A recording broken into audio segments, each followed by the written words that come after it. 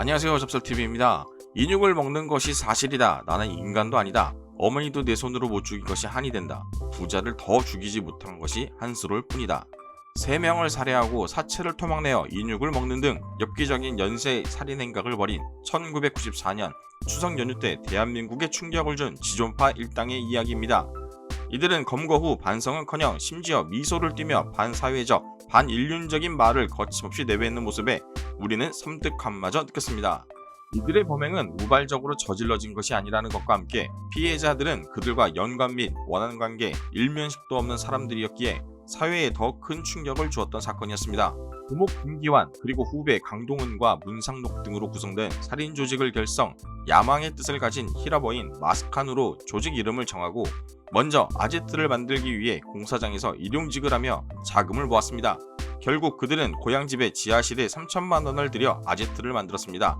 또 창살 감옥과 사체를 은닉하기 위해 사체 소각 시설을 만들기도 하였습니다. 93년 7월 충남 논산의 두기역 다리 근처에서 혼자 귀가하던 23살 최모 씨를 납치 및 강간하고 살해 후 인근 야산에 안매장하였습니다. 이때 충격을 받은 17세 조직원 송봉호는 조직 자금 300만 원을 몰래 인출하고 조직을 이탈하게 됩니다. 하지만 용서해준다는 이야기를 믿고 복귀한 송봉호는 두목 김기환에게는 조직 기강을 세우는 본보기가 되었습니다. 조직원들에게 곡괭이와 벽돌로 송봉호를 죽이라고 명령을 내려 그들에 의해 무참하게 살해당한 뒤 야산에 안매장되었습니다. 94년 8월 경기도 남양주에서 이모 씨와 여성 이모 씨를 납치하여 아제트로 데려옵니다. 하지만 그들이 생각하는 것처럼 부자가 아니었으며 남자는 카페에서 밴드로 일을, 여성은 카페에서 종업원으로 일을 하고 있었습니다. 하지만 이들을 살해하기로 조직원들은 결정하게 됩니다. 행동대장 김인양은 여성 이모 씨에게 연정을 느꼈는지 살려주자고 주장을 합니다. 하지만 조직원 문상록은 반대를 하여 둘은 싸웠고 결국 여성 이모 씨는 살려두게 되었습니다. 94년 9월 지존파는 범행 대상을 물색하러 다니다가 성남시 남서울공원 묘지 근처에 주차된 그랜저를 발견합니다. 차주는 경남 울산 삼정기계사장 소모 씨와 부인 박모 씨였으며 성묘 후 집으로 돌아가는 이들 부부에게 가스총으로 쏴서 실신을 시킨 후 아지트로 끌고 왔습니다. 이들은 소모 씨에게 몸값 1억 원을 요구하며 돈만 준다면 목숨을 살려준다고 했습니다. 이에 속은 소 씨는 회사 직원에게 전화를 하여 현금 8천만 원을 가지고 터미널로 나오라고 시켰습니다. 인질이 된 부인의 안정을 걱정하여 어떤 행동도 하지 않고 돈을 받고 그들에게 돈을 넘겼습니다. 하지만 이들이 약속을 지킬 리가 만무하였으며 강제로 술을 먹여 취하게 한 뒤 살려둔 이모 씨에게 공기총을 손에 쥐어주며 직접 쏘라고 하여 공범으로 만들었습니다. 이에 소 씨는 사망, 부인인 박 씨는 조직원들의 칼과 도끼로 무참하게 살해당했습니다. 숨진 부부의 시신을 칼과 도끼로 이용하여 훼손하였고 이들은 시체의 일부를 먹는 인간으로서는 있을 수 없는 일을 자행하였습니다. 부부의 사체는 지하실 소각장에 넣고 태웠으며 타는 동안 냄새를 우려하여 동네 사람들을 불러 돼지고기를 마당에서 구워 먹어 주민들의 관심을 돌렸습니다. 이후 김앤양은 다이너마이트를 만지다가 폭발하여 손에 부상을 입어 종합병원으로 치료를 받으러 가려고 합니다.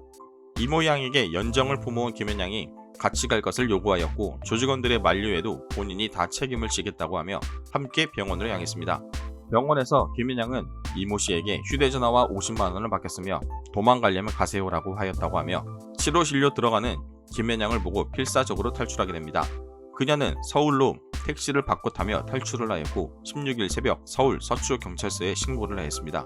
출동한 경찰들에 의해서 전원 체포되었으며 검거 당시 돈 많다고 거들먹거리는 놈들, 압구정 야타족 등을 죽이지 못해 억울하다고 말하기도 했으며 이들의 공기총, 전자봉, 전자충격기, 다이너마이트 21개, 손도끼, 칼들을 압수하였습니다. 이들을 체포한 당시 서초경찰서 강력반 고병천 반장이 지존파의 이름을 지어주었으며 이들은 경찰서를 습격하고 무기고를 털어 MBC를 점거할 계획도 가지고 있었습니다. 결국 두목 김기환을 포함하여 조직원 전원에게 살인, 강도, 사체 유기죄 등이 적용되어 사형이 선고되었고 항소심과 상고심에서도 사형이 확정되었으며 95년 11월 2일 서울구치소에서 사형이 집행되었습니다. 이들은 마지막까지 죄를 반성하는 기미도 보이지 않았으며 사형 선고를 받은 두목 김기환은 전두환, 노태우는 무죄인데 나는 왜 유죄냐며 소리를 치기도 했습니다. 이들에게 사형은 당연했지만 이후 사상 유례가 없는 사망자를 내었던 대표적인 인재사고였던 삼풍백화점 사고를 책임져야 하는 이준 전 회장에게는 징역 7년 6개월 만이 선고되었던 걸 본다면 돈의 법이 움직인다는 풍자도 틀린 말이 아니라고 생각을 합니다.